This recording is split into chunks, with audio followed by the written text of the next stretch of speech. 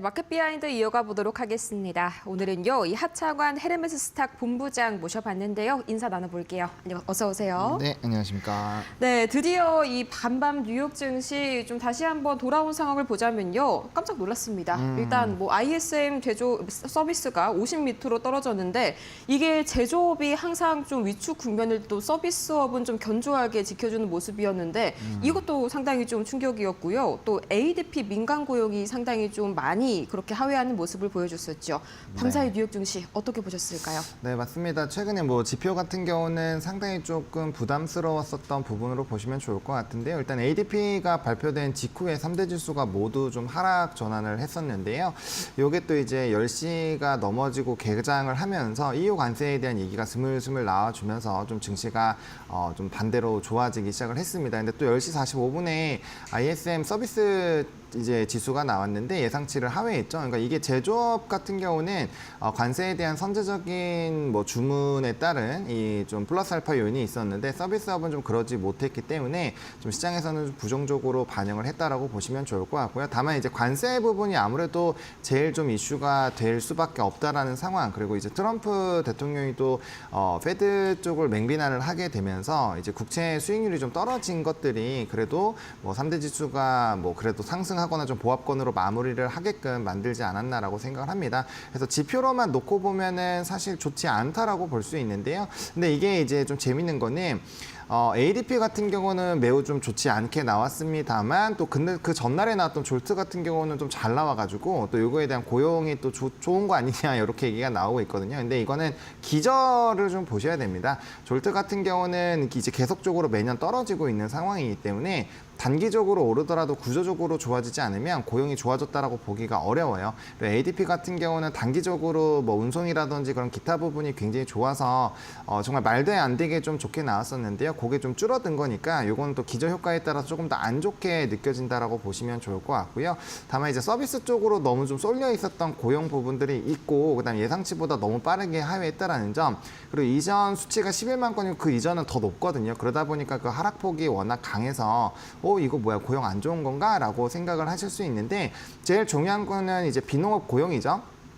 비농업 고용 쪽에서 특히나 운송 부분이 많이 줄어드는지를 보셔야 될 것 같고요. 그게 아니라고 한다면 고용 자체가 꺾였다라고 보기는 어렵습니다. 그리고 이제 매주 목요일에 신규 실업수당 청구 건수랑 이제 뭐 4주 연속 그리고 뭐 이제 4주 평균 연속 실업수당 청구 건수 이런 것들이 나오는데 거기서 보험 실업률 자체는 사실 그렇게까지 큰 변동이 없거든요. 만약에 고용이 무너진다라고 한다면 이제 실업률 자체가 1%대 초반에서 머무르는 것이 아니라 아마 1.5를 넘어설 거고 2%대로 빠르게 올라갈 겁니다. 그리고 구조적으로 뭔가 문제가 생길 때는 2%대 위로 올라와야 되기 때문에 아직까지 비농업 고용도 확인하지 않았고 주간 실업 청구 건수에서 가격하게 급등하는 상황은 아니기 때문에 고용 자체가 뭐 엄청 불안하다라고 보기는 어렵죠. 다만 이전에 이제 운송 부분이 워낙 강하게 올라왔었던 부분이 있기 때문에 하반기에 원래 고용은 조금씩 줄어들 것이다라는 전망은 좀 있었습니다. 그래서 그런 내용을 좀 체크를 해보셔야 될 것 같고요. 또 다른 기타 소프트 데이터에서도 좀 힌트를 얻을 수 있는데 뭐 예를 들면 12 소비자 신뢰 지수라든지 기타 데이터를 보시면 뭐 S&P 글로벌의 제조업 지수도 마찬가지죠.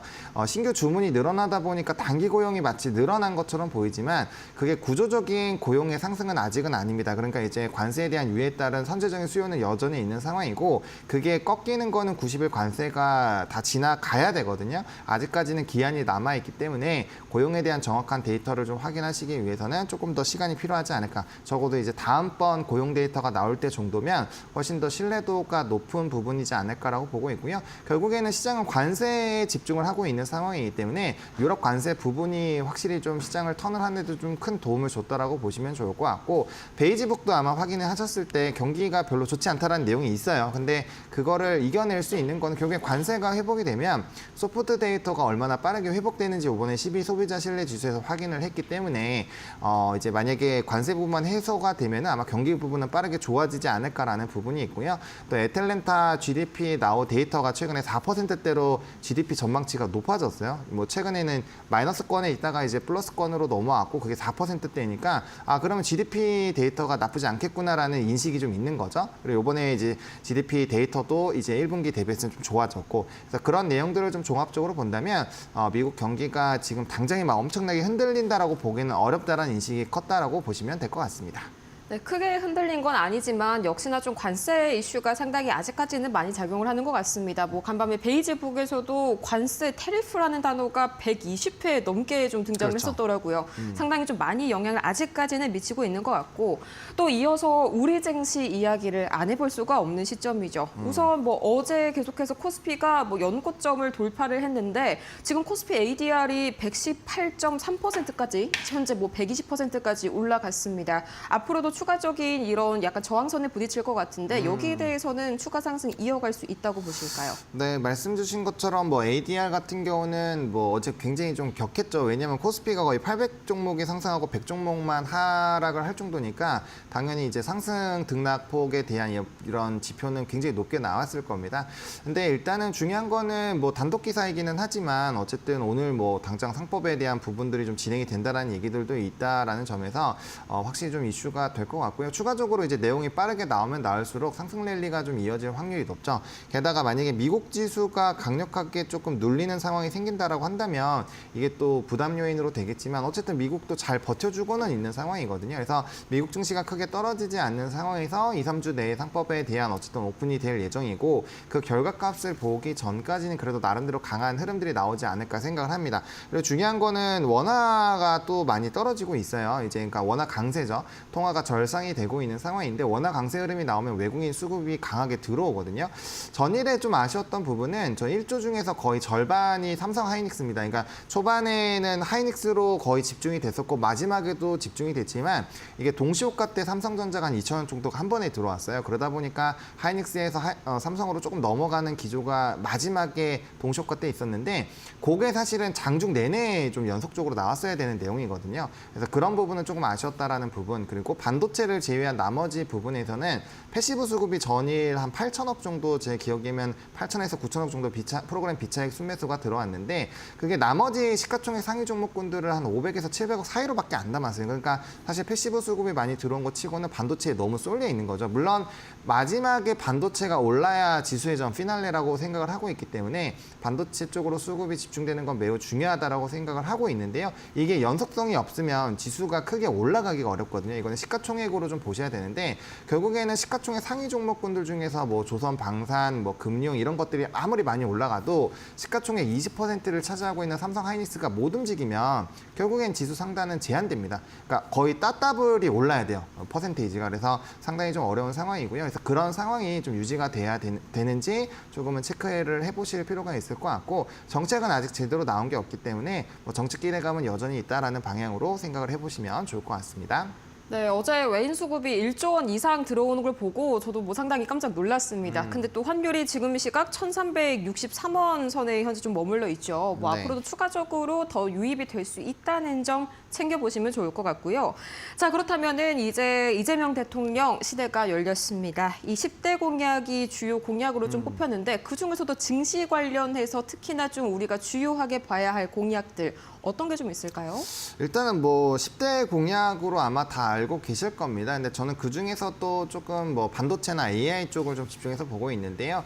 일단은 이거는 이제 약간 좀 호불호가 갈릴 수는 있긴 해요. 이거 제 생각이긴 한데 저는 이제 내수보다는 좀 수출입 데이터 쪽에 조금 더 연관성이 높지 않을까라고 생각을 하는데 어쨌든 간에 우리나라 수출입 데이터를 견인하고 있는 산업군은 단연 반도체거든요. 그렇기 때문에 마지막 부분에 이제 이 반도체랑 2차 전지에 대한 이런 좀 좋은 내용들이 나와 있는 상황인데 저는 그거를 조금 더 선별적으로 작업을 하지 않을까라는 생각을 하고 있습니다. 그것 자체가 결국에는 뭐 대외 외교라든지 이런 것들이 좀 뒷받침이 되어야 되기 때문에 뭐 우리나라는 수출 기업, 수출의 나라니까요. 이게 굉장히 좀 중요하지 않을까라고 보고 있고요. 그를 위해서는 이제 AI 소프트웨어 쪽도 같이 조금 작업이 들어가지 않을까 생각합니다. 그래서 AI 한 꼭지로 좀 보실 필요가 있을 것 같고요. 그 다음에 이제 에너지 부분이나 건설 부분이죠. 결국엔 내수가 살아나기 위해서는 우리나라는 아무래도 이제 자산의 대부분이 부동산으로 많이 세팅이 좀 되어 있다 보니까 부동산 경기가 좋아져야 아무래도 가처분 소득이라든지 그런 내용들이 좋아질 수가 있습니다. 그래서 뭐 이전 정권처럼 뭐 이전에 있었던 그런 정권들처럼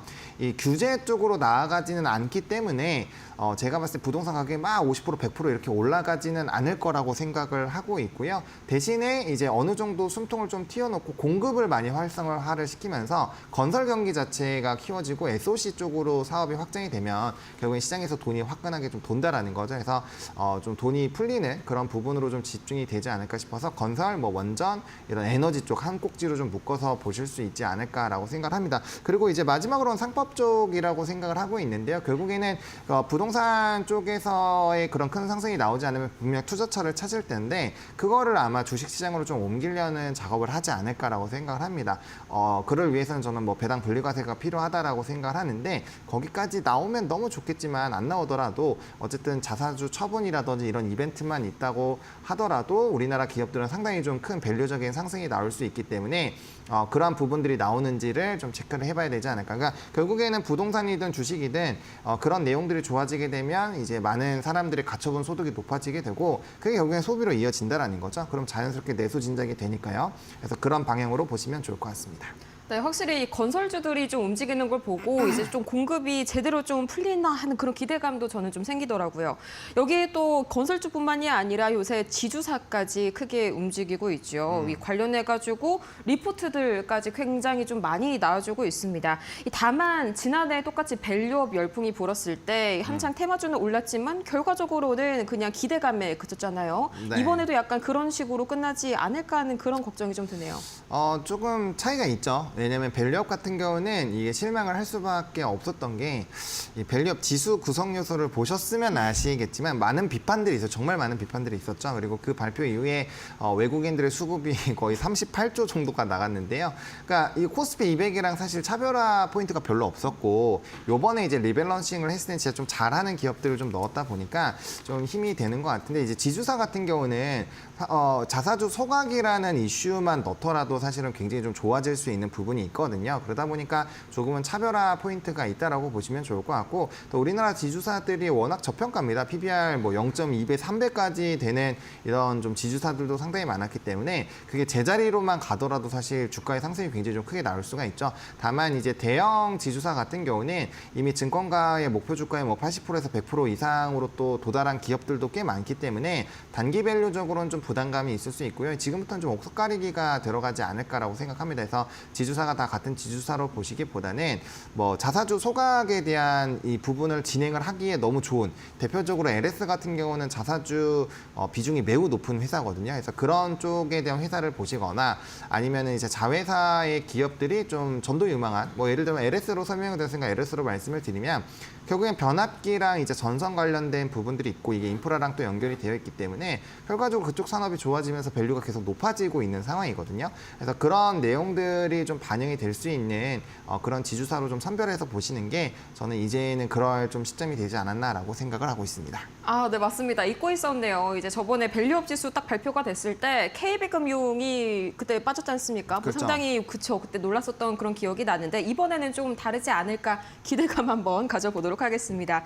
자, 그렇다면 6월 증시 전망 역시나 좀 전략적으로 상당히 좀 새롭게 전략을 취해봐야 될 것 같습니다. 어떤 식으로 한번 전략 잡아볼까요? 네, 일단은 뭐 포트폴리오의 절반은 산업 성장으로 세팅을 해놓으면 크게 정책적인 부분이 흔들리더라도 전 문제가 없을 거라고 봐요. 그래서 기존에 이제 수출입 데이터가 계속 좋고 산업적인 성장이 나오는 산업군들, 뭐 대표적으로 조선, 방산, 변압기, 원전 뭐 이런 종목군들, 뭐 아니면은 수출입 데이터로 보면 화장품 정도가 될 수 있겠죠. 그래서 그런 내용들을 계속적으로 좀 보시는 게 맞을 것 같고요. 나머지 절반은 이제 정책 따라서 좀 이제 유동적으로 움직여야 될 것 같은데 일단 단기적으로는 상법 개정 관련된 이슈가 좀 크게 나올 거라고 생각을 하고 있어서 저는 개인적으로 지주사보다는 증권주가 훨씬 유리하지 않을까 생각을 하거든요. 그래서 지주사에서 좀 고르기 어렵겠다라고 하시면 뭐 배당 매력도도 있고 또 그런 방향으로 해서 증시 거래대금이 어제 되게 많이 나왔거든요. 그래서 거래대금이 늘어나게 되면 자연스럽게 브로커리지 수익이 늘어나는 구조이니까 증권사 관련된 종목군들 뭐 ETF 뭐 많이 불안하시면 ETF 하셔도 상관없습니다. 그래서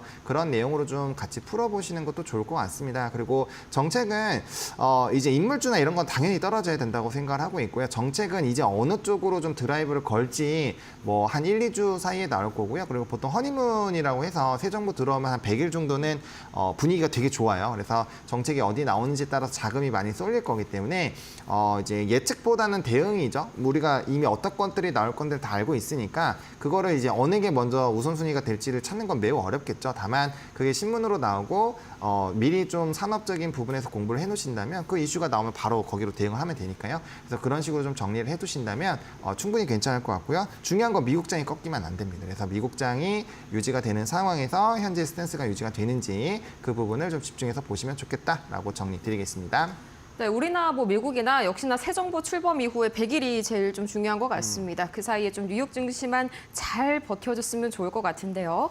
자, 이렇게 해서 저희 오늘 이 하창환 헤르메스 스탁 본부장 모시고 이야기 나눠봤습니다. 좋은 말씀 고맙습니다. 네, 고맙습니다.